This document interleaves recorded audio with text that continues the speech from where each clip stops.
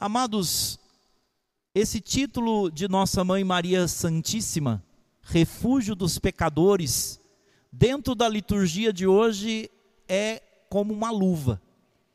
O Evangelho termina exatamente dizendo aquilo que nosso Senhor e Salvador Jesus Cristo realiza em nossas vidas. Ele vai dizer: com efeito, o Filho do Homem veio procurar salvar o que estava perdido.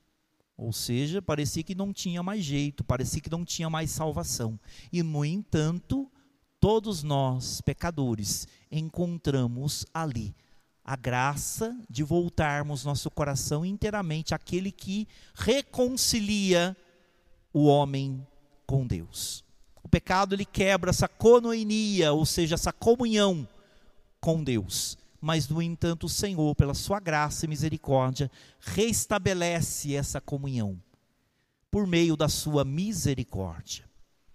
E, amados, nós vamos entender um pouquinho a respeito disso, falando um pouco mais, aprofundando um pouquinho mais na liturgia de hoje. Mas, no entanto, antes disso, eu quero, então, falar um pouquinho a respeito desse título de Nossa Mãe Maria Santíssima, Refúgio dos Pecadores. Como que começou essa história de chamar Maria Santíssima de refúgio dos pecadores? Quero falar um pouquinho sobre a história e depois então aprofundar um pouquinho mais. No início, lá no ano de 1536, Nossa Mãe Maria Santíssima se revelou a um agricultor, falando sobre a necessidade que o povo tinha de fazer penitência e, ao mesmo tempo, obras de caridade, para que seus corações voltassem a Deus, para impedir exatamente que castigos e situações sobreviessem ao mundo. E ali então existia uma necessidade dos pecadores voltarem seu coração inteiramente ao Senhor, ou seja, a humanidade inteira. Depois existiu uma outra revelação que aconteceu de Nossa Mãe Maria Santíssima, exatamente nessa mesma linha de pensamento. Em Laos, nas colinas francesas, no ano de 1664. E ali, então, Nossa Senhora pediu, através de uma jovem camponesa e pastora, né? Lembra aí a aparição em Fátima, nos pastorinhos, uma jovenzinha pastora, de 14 anos, e ali, então, foi revelado e foi dito a necessidade de ser instituído naquele lugar um santuário. Hoje, então, tem um santuário lá. E duas coisas foram extremamente importantes nesse santuário. A primeira delas, exatamente que esse santuário lembraria exatamente a divina misericórdia, para que as pessoas tivessem confiança de voltar-se inteiramente a Deus, que espera e sempre que nós possamos tomar a iniciativa também de voltar nosso coração a Ele. Depois, nesse mesmo local e nesse mesmo santuário, foi instituído um local para que ali pudessem ter um instituto para sacerdotes, padres. Por quê? Repete comigo: a divina misericórdia passa pelo perdão dos pecados. Ou seja, amados, para que a gente possa voltar nosso coração inteiramente a Deus, nós precisamos nos reconciliar com Ele. É por isso que esse santuário é dedicado e chamado Santuário da Reconciliação. Tem confissão direto nesse santuário. Para quê? Para mostrar exatamente esse sacramento da reconciliação, para mostrar que Deus está pronto para nos perdoar. Nós que muitas vezes recusamos esse perdão, não reconhecemos até, inclusive, que precisamos dele. É por isso que a primeira leitura de hoje, ela é muito interessante a respeito disso, né? Uma das partes dessa primeira leitura, no livro do Apocalipse, vai dizer, né, para uma das igrejas ali. Na verdade, quando fala das sete espíritos, as 7 igrejas, fala exatamente das comunidades cristãs que existiam naquele tempo, né? E o espírito responsável, o anjo responsável pelaquela igreja era o bispo local. E então ali se mostrava uma necessidade, né? Uma dessas igrejas dizia: olha, você acha que você é rico, mas na verdade reconhece que você é pobre, nu, miserável e cego.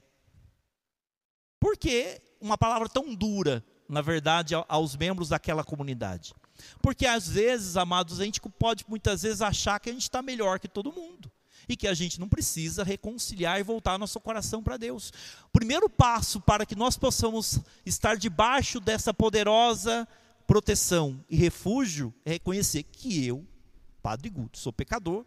Nós, cada um de nós, somos aqui pecadores e necessitados dessa divina misericórdia. Estamos cegos porque as paixões nos cegam. Nós estamos nus porque diante de Deus ninguém é santo, ninguém é bom. Todos nós necessariamente precisamos nos reconciliar com Deus todos os dias, fazer exame de consciência todos os dias para saber aonde muitas vezes nós estamos desviando nosso coração diante de Deus. Porque senão a gente vai cair numa ilusão, achando assim, olha que beleza, sou eu, estou em paz, tranquilo, são os outros que tiram minha paz, não sou eu que sou uma pessoa impaciente. Eu na verdade, como muitas vezes nós vemos em algumas confissões, como as pessoas dizem assim, padre, não sou eu necessariamente que sou impaciente, são as pessoas que tiram a minha paciência. Padre, não sou eu necessariamente que ali tenho essa dificuldade, essa luta na área da sexualidade e afetividade. São os outros que me provocam. Como é que o povo está se vestindo hoje? Senão a gente vai começar a dizer e colocar a culpa nos outros. E não olhar exatamente e reconhecer as nossas próprias falhas, as nossas próprias misérias. Para que nós possamos, aliás, estar debaixo dessa graça de nossa Mãe Maria Santíssima como refúgio dos pecadores, precisamos reconhecer pecadores. Reconhecer que todos nós somos necessitados dessa misericórdia.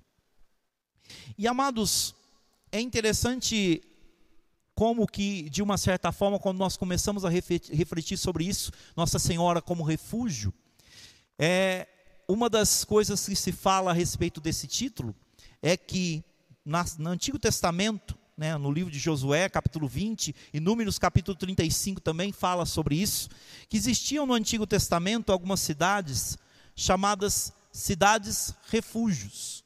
O que era isso, padre? Era exatamente o fato de que existiam, quando uma pessoa tinha cometido um crime, na maioria das vezes um homicídio, ou por legítima defesa, ou necessariamente na hora da raiva, ou ela não foi culpada daquilo, mas as pessoas começaram a culpar ela por aquela situação, por aquele crime, e então foi destinada a algumas cidades para que as pessoas pudessem se refugiar. Foram chamadas cidades refúgios. Só que nem todos tinham acesso a essa cidade, não havia lugar para todo mundo. Muitos eram mortos pela população, porque não havia lugar para todo mundo. Inclusive, na verdade, uma das cidades que foi destinada a ser a cidade refúgio, foi exatamente aquela que deu origem à cidade exatamente ali da região da Galileia. E por esse motivo que a região da Galileia ficou mal vista. Por isso que, de uma certa vez, quando a Natanael ouviu falar que Jesus era daquela região, ele disse, pode vir coisa boa de lá? Porque foi uma das cidades refúgios naquele tempo. Amados, só que, ao contrário, com relação à nossa Mãe Maria Santíssima, todos os pecadores, independente exatamente dos seus pecados, têm lugar exatamente nessa cidade celeste de Deus. Todos podem se refugiar exatamente nela, independente quais sejam os seus pecados. Mas isso não significa para que a gente possa permanecer neles. Mas é a oportunidade que nós temos para que nós possamos sair dos nossos pecados. Aqui está a grande importância de recorrermos a Maria Santíssima como nosso refúgio, como refúgio dos pecadores. É lógico também refúgio contra os males, refúgio contra os flagelos, refúgio contra tantas situações difíceis que nós passamos, mas de modo específico, refúgio de nós, pecadores, para que nós possamos alcançar de Deus a misericórdia. E amados, quando nós olhamos para as leituras de hoje, nós compreendemos bem a respeito disso. Quando nós vemos no Santo Evangelho, por exemplo, Zaqueu, que era um pecador de carteirinha. Na época era um pecador público. Era alguém que era do povo judeu, que explorava o seu próprio povo, ganhava em cima exatamente do seu próprio povo, vivia uma vida completamente dissoluta. Mas ele ouviu falar a respeito de Jesus e não mediu esforços para que ele pudesse ir aonde Jesus estava. E aqui está, amados, quando nós também temos essa iniciativa de não medirmos esforços para estarmos na presença de Deus, o próprio Jesus então faz como ele fez com Zaqueu: desce depressa, porque eu preciso estar na tua casa. Jesus iria estar na casa de Zaqueu, porque Zaqueu agora já havia se convertido completamente. Jesus iria estar na casa de Zaqueu, porque Zaqueu na verdade havia tomado uma decisão completa de mudar completamente de vida? Não, amados. Jesus na verdade ali não recusa e vir até nós no estado que nós estamos. Assim também nossa mãe Maria Santíssima não recusa cada um de nós como filhos. Ao contrário, nos ama, independente do estado que nós nos encontramos.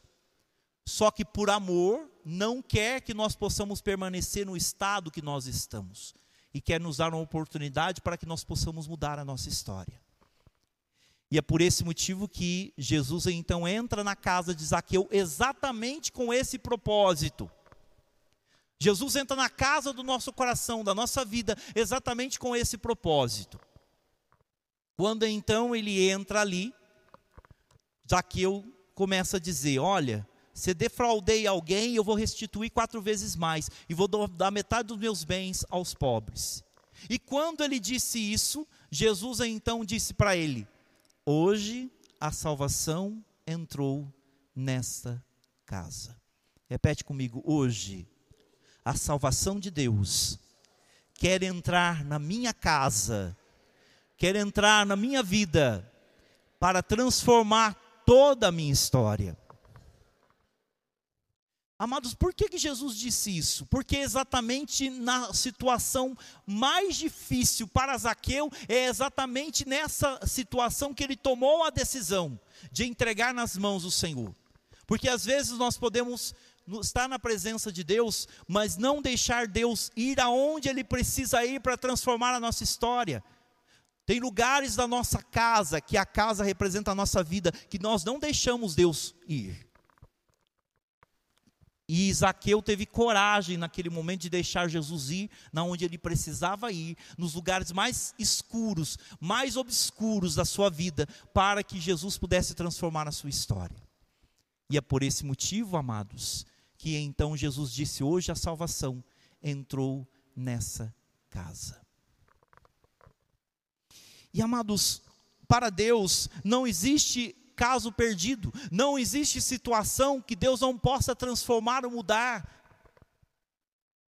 E quando principalmente nós recorremos à nossa Mãe Maria Santíssima, independente do estado que nós estamos, e ela que é esse refúgio dos pecadores, para mim e para você, ela nos dá a graça de poder perceber o quanto nós somos amados por Deus. E porque somos tão amados por Deus, a gente não quer ofender mais esse amor tão grande que Ele tem por nós.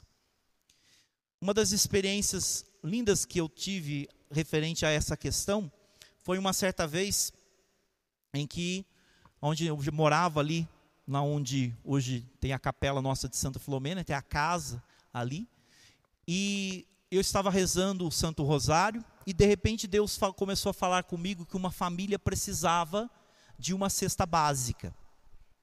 E aquela cesta básica que nós tínhamos ali, para poder realmente entregar e dar para alguma família que estava precisando. Só que naquele momento, amados, eu conhecia a família. E eu disse: mas eles não precisam. E eu continuei rezando meu rosário, comecei a não dar atenção a respeito disso. E a insistência que nossa Mãe Maria Santíssima ficava ali no meu coração para que eu levasse aquela cesta básica para aquela família de modo específico.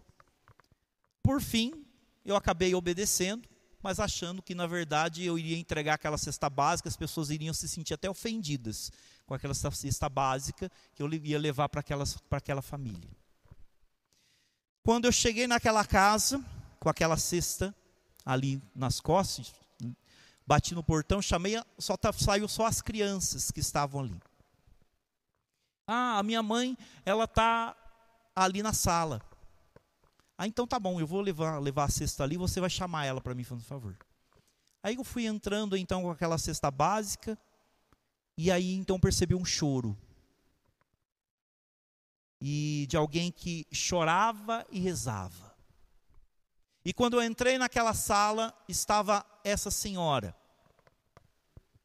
diante exatamente da imagem de Nossa Mãe Maria Santíssima. Essa senhora não participava da igreja, essa senhora não buscava Deus, vivia inclusive uma vida muito errada, contrária à vontade de Deus. Mas naquele momento ela recorreu a Maria Santíssima, e eu ouvi a oração dela.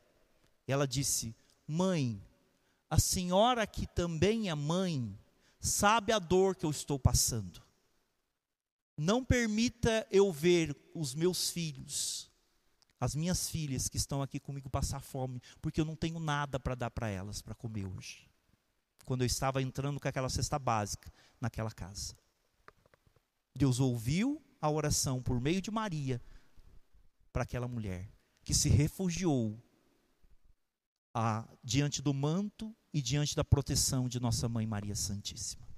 Ou seja, olha como Nossa Mãe Maria Santíssima intervém na nossa história e na nossa vida, independente do estado em que nós nos encontramos. É lógico que aquilo foi uma grande oportunidade para que ela pudesse ali começar a voltar seu coração mais para Deus. Mas, amados, como que é lindo nós percebermos exatamente essa realidade e esse grande refúgio que é Maria Santíssima para nós, cada um de nós, pecadores. Não é à toa que na oração, e você pode perceber uma coisa referente a isso. As orações que nós ali pedimos a intercessão de Nossa Mãe Maria Santíssima, na maioria das vezes, nós nos colocamos exatamente nessa condição. Ora pro nobis peccatoribus, ora por nós pecadores. Ali, quando nós rezamos a Salve Rainha, nós dizemos exatamente a Nossa Mãe Maria Santíssima: a nós, degradados filhos de Eva, a vós suspirando, gemendo e chorando neste vale de lágrimas. Nós colocamos toda a nossa causa, a nossa vida, aquela que é a advogada nossa, e que intercede por nós, independente do estado em que nós nos encontramos. E amados, por esse motivo que nós recorremos a Maria Santíssima como esse refúgio para a nossa alma, para a nossa vida, mas principalmente um refúgio, não para que a gente possa permanecer no estado que nós estamos, mas para que nós possamos começar a partir de então, a agradar a Deus, a dizer sim a Deus, não mais dizer não a Deus como muitas vezes dizemos, a sua vontade, ao seu querer e a tudo aquilo que Ele tem para a nossa vida. Maria Santíssima nos ensina a fazer e dar o nosso sim diário para Deus. É por esse motivo que nós recorremos a ela. E reconhecemos primeiro que somos necessitados. Sozinhos nós não damos conta. Mas através de Jesus e Maria, nós conseguimos chegar lá. E amados, no Santo Evangelho de hoje, nosso Senhor e Salvador Jesus Cristo, como eu já disse, Ele vai dizer algo que é muito lindo, referente exatamente a essa condição que muitas vezes nos encontramos. Ele vai dizer o seguinte: hoje a salvação entrou nessa casa porque este homem é um filho de Abraão. Com efeito, o Filho do Homem veio procurar e salvar o que estava perdido. Amados, quantas e quantas vezes, talvez a gente possa ter visto a vida de alguém, ou talvez as pessoas olharam até para a nossa própria vida e disseram assim: está perdido, não tem o que fazer, não tem o que mudar, essa situação não tem o que fazer. É exatamente nessa hora, neste momento, em que nós colocamos a nossa causa, a nossa vida, diante de Jesus e Maria. Porque Ele veio salvar e buscar aquilo que parecia, entre aspas, perdido e não tinha mais jeito de ser mudado. Quero terminar exatamente com um testemunho de um jovem que uma certa vez ouviu um pregador chamado Emiliano Tardifce. Talvez quem é mais antigo de renovação carismática, talvez chegou a ler livros a respeito desse padre, né, que pregou tanto, que fez tanto dentro da renovação carismática católica. nesse padre, né, ele conta de um fato de que ele foi uma vez fazer uma pregação num lugar no mundo, especificamente, e ali então existia um jovem, e esse jovem estava ouvindo atentamente a pregação desse padre. E ele dizia: para Deus não existe caso perdido, para Deus não existe caso impossível, para Deus não existe nada que Deus não possa transformar. Terminada a pregação, então aquele jovem chegou para aquele padre e disse: padre, eu vim aqui para poder contestar a tua pregação. Você disse que não existe caso impossível e não existe caso perdido para Deus. Pois bem, eu sou esse caso. Eu já fui internado para recuperar das drogas e da bebida 19 vezes. Para a questão da medicina e para os recursos humanos, eu sou um caso perdido. Já cheguei muitas vezes as pessoas a rezarem por mim e pedirem para que eu pudesse mudar de situação. E muitas vezes comecei bem, mas logo caí de novo. Está aqui um caso perdido e impossível. O que o senhor tem para me dizer? Ainda bem que não era o padre Guto, era o padre Emiliano que estava lá, né? Graças a Deus. E naquele momento então, o padre Emiliano rezou por ele, pediu o batismo no Espírito Santo para aquele jovem. E o Espírito Santo de Deus, e por meio da poderosa intercessão de nossa Mãe Maria Santíssima, agiu tão poderosamente na vida daquele jovem, que aquele jovem, a partir daquele dia, não deixou completamente o mundo das drogas, e viveu muito bem durante anos. Só que chegou um determinado momento da vida, devido aos problemas, dificuldades, dores, sofrimentos e as autossabotagens que muitas vezes as pessoas encontram por causa das suas armadilhas emocionais, ele então começou a sentir o desejo de cair e começou a ter muita dificuldade de perseverar. E então ele buscou desesperadamente ajuda para que ele pudesse sair daquela situação, para que ele não voltasse de novo ao mundo das drogas. E amados, quando então ele chegou na igreja e procurou exatamente o mesmo padre, o padre não estava lá, ele é um missionário, não estava naquele lugar. E ele ficou desesperado, achando que não tinha ninguém por ele. Mas foi naquele momento em que ele buscou refúgio aos pés de nossa Mãe Maria Santíssima, e depois então também no Santíssimo Sacramento, a comunhão e o Santo Rosário. E ali ele encontrou força, graça, refúgio, amparo suficiente para que ele pudesse nunca mais voltar àquele mundo em que o inimigo queria aprisioná-lo. Aqui está o segredo para nós: Santa Eucaristia e o Santo Rosário, para que nós possamos permanecer de pé no propósito de não mais voltar atrás na nossa vida.